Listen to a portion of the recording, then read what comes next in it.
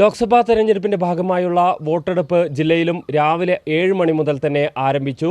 ജില്ലയിൽ 7 കേന്ദ്രങ്ങളിലാണ് സാങ്കേതിക തകരാറിനെ തുടർന്ന് അല്പസമയം വോട്ടെടുപ്പ് തടസ്സപ്പെട്ടത്. എന്നാൽ അധികം വൈകാതെ തന്നെ വോട്ടെടുപ്പ് പുനരാരംഭിക്കാൻ കഴിഞ്ഞു.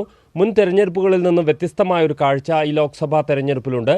കനത്ത ചൂടും അതുപോലെയുള്ള മറ്റു സാഹചര്യങ്ങളും ഒക്കെ കണക്കിലെടുത്ത് രാവിലെ കൂടുതൽ വോട്ടർമാർ പോളിംഗ് ബൂത്തുകളിലേക്ക് എത്തുന്നു എന്നതാണ് ഏറ്റവും എടുത്തു പറയേണ്ട കാര്യം. ജില്ലയിലെ ഭൂരിഭാഗം ബൂത്തുകളിലും അതിരാവിലെ മുതൽ തന്നെ വലിയ തിരക്കാണ് അനുഭവപ്പെടുന്നത്.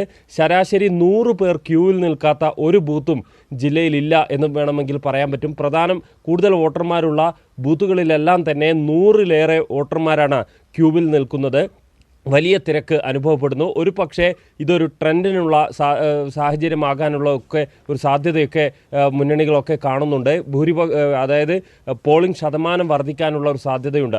കഴിഞ്ഞ തവണത്തേക്കാൾ കൂടുതൽ പോളിംഗ് ശതമാനം വർദ്ധിച്ചേക്കുമെന്ന ഒരു സാധ്യത കാണുന്നു. എന്തായാലും ശക്തമായ ചൂടാണ്. അപ്പോൾ ആ ചൂടിന് മുൻപ് തന്നെ വെയിൽ കൂടുതൽ ചൂടാകുന്നതിന് മുൻപ് തന്നെ വോട്ട് രേഖപ്പെടുത്തി മടങ്ങാമെന്ന് കരുതിയ വോട്ടർമാരുണ്ട്. അതോടൊപ്പം തന്നെ ഉച്ചയ്ക്ക് ശേഷം മഴയ്ക്കുള്ള സാധ്യതയുണ്ട്. മഴ വരുന്നതിന് ഉച്ചയ്ക്ക് മുൻപ് തന്നെ വോട്ട് രേഖപ്പെടുത്താമെന്ന് കരുതുന്നവരുണ്ട്. അങ്ങനെ എല്ലാം കൊണ്ടും കൂടുതൽ വോട്ടർമാർ പോളിംഗ് ബൂത്തുകളിലേക്ക് ഒഴുകിയെത്തുന്ന കാഴ്ചയാണ് ജില്ലയിലെ ഭൂരിഭാഗം സ്ഥലങ്ങളിൽ നിന്നും കാണാനുള്ളത്. ജില്ലയിലെ പ്രമുഖരെല്ലാം തന്നെ രാവിലെ വോട്ട് രേഖപ്പെടുത്തി. ശ്രേയാംസ് കുമാർ, അതുപോലെ തന്നെ T Siddique MLA, DCC president ND അപ്പച്ചൻ, വയനാട് പാർലമെൻറ്റ് മണ്ഡലം NDA സ്ഥാനാർത്ഥി K സുരേന്ദ്രൻ കോഴിക്കോട് ജില്ലയിലാണ് വോട്ട്.